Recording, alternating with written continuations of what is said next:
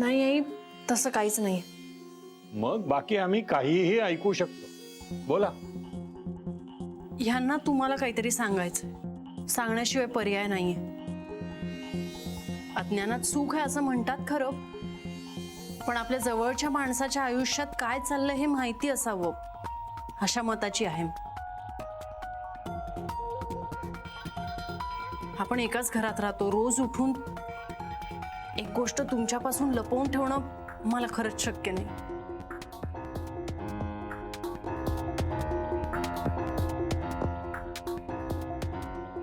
मला मान्य आहे, मी हे सगळं लादतेय तुमच्यावर, पण हे सगळं ऐकल्यानंतर जे होईल ते सहन करायला मी तयार आहे.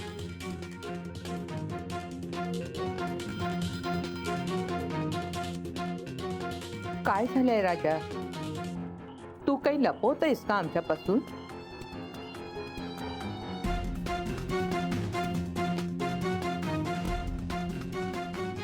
हो.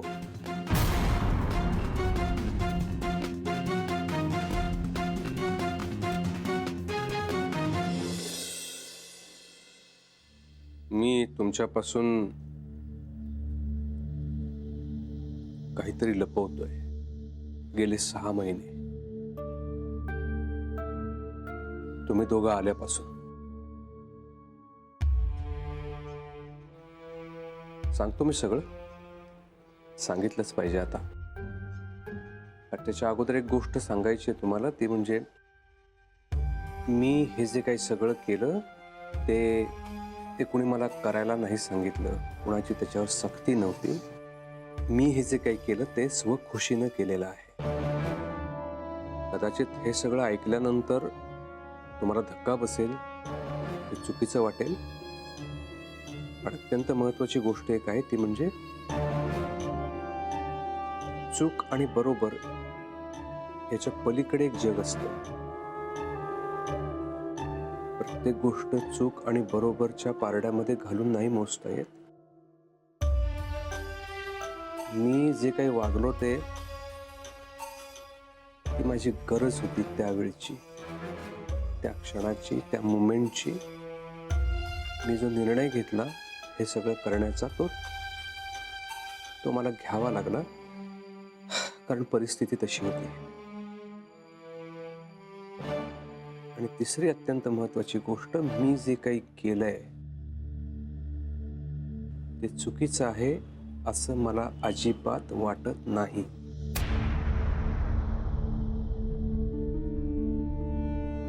आई, आता तू ती सिरियल बघत होतीस? सौभाग्यवती? हा, ती सिरियल बघ्या. फार कौतुक करत होतास ना ते हिरोईनचं?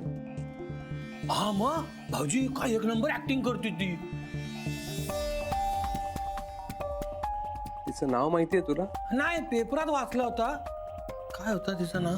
वैभव मालवणकर. ते तुम्हाला सांगताना मला 5 पैशाचे दुःख होत नाहीये. मला 5 पैशाची खंत नाहीये. चांगली भूमिका केल्याचं मला सुख मिळालंय. मी समाधान कमावले आणि मला त्याचं दुःख नाही, मला त्याची खंत नाही वाटत. भाऊ कलाकार आहे ना, कलाकार. तो ना त्या क्षणाचा भुकेलेला असतो. आणि तो कलाकार भाऊ, तो क्षण त्याच्या आयुष्यात यावा म्हणून हपापलेला असतो. त्या क्षणाचे तो आयुष्यभर प्रत्येक भूमिका करत असताना त्या क्षणाची वाट बघत असतो. 100% ती भूमिका जगण्याची वाट.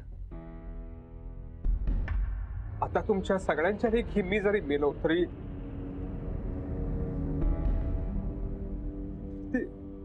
ती भूमिका मी अत्यंत प्रामाणिकपणे पूर्ण समाधानाने केली असंच वाटेल मला.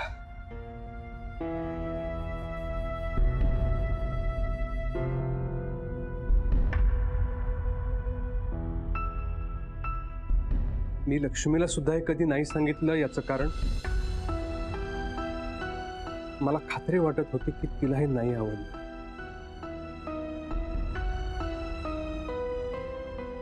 मी जयमाला साकारत असताना एक दोनदा तिच्या समोर जयमालाच्या वेशामध्ये मी आलोही होतो, पण तेव्हा सुद्धा मला तिला नाही सांगावं असं वाटलं, कारण मला खात्रीच वाटत होती की ती मला समजून नाही घेणार. मी हे का करतोय याच्या मागचं कारणही तिला समजणार नाही, ते समजून घेऊ शकणार नाही, म्हणून मी तिला नाही सांगितलं. मला भीती वाटली हे सगळं कळल्यानंतर कदाचित ती मला सोडून जाईल. लक्ष्मी, आय एम सॉरी, चुकलं माझं. तू नको माफी मागू. चूक माझी झाली. वर्ष एकत्र राहू नये, तुला कोणत्याही परिस्थितीत समजून घेईन हा विश्वास तुला नाही देऊ शकले रे.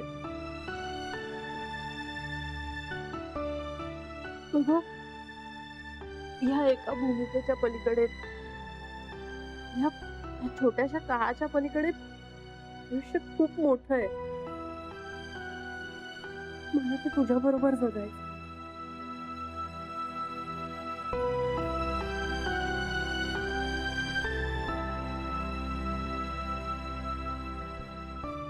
बघा, याच्यानंतरही तुम्हाला असं वाटतंय की मी आयुष्यात काहीच करू नाही शकलो. मागच्या जन्मीचं पुण्य घेऊन आलोय की मी आई. लक्ष्मी, मी तुला वचन देतो, याच्या पुढे मी कधीही कुठलीही गोष्ट तुझ्यापासून लपवणार नाही, भलेही ती तुला न आवडणारी असली तरीही.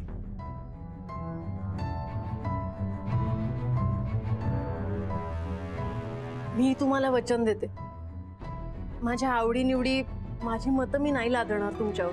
कलाकार म्हणून तुम्हाला जे निर्णय घ्यावेसे वाटतात ते तुम्ही घ्या. तुमच्या व्यवसायाचा भाग म्हणून मी ते स्वीकार.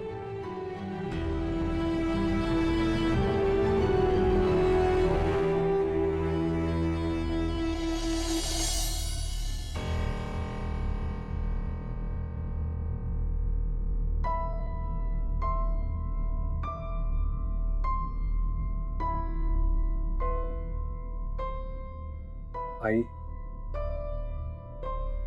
आई, तुझ्या या मुलाला प्रत्येक वेळेस तू समजून घेत आलीस ना ग. प्रत्येक चूक पोटात घालत आलीस. लहानपणापासून माझं छोटस यश सुद्धा तू आभाळा इतकं मोठं केलंस.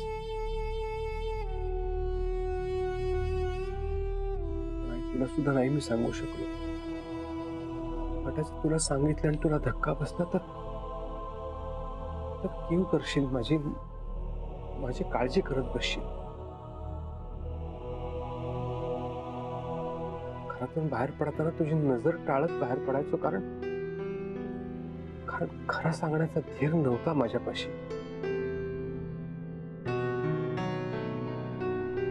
अगाई मांजरीचं पिल्लू आपण भिंतीपाशी दाबून ठेवलं तर ते सुद्धा नखं लावतं. मी तर माणूस आहे ना ग. माणसाची सगळ्यात मोठी इच्छा काय असते माहितीये? दुर्दम्य इच्छा जगण्याची. दारिद्र्य, लोकांचे टोमणे, सतत बोलणं, भांडणं, त्याचा खरंच मला कंटाळा आला होता. आणि मग मला नाही सहन झालं आणि मग मी हे सगळं केलं. सत्य हे सत्य आहे आणि तुम्ही ते लपवलेलं आहे. तुमचा विचार काय होता, कृती काय होती, याचा कोणीही विचार न करता तुम्ही फसवलंय असा निष्कर्ष लोक काढतील. त्यापेक्षा आत्ता, आज हे सगळं तुम्ही लोकांना सांगा.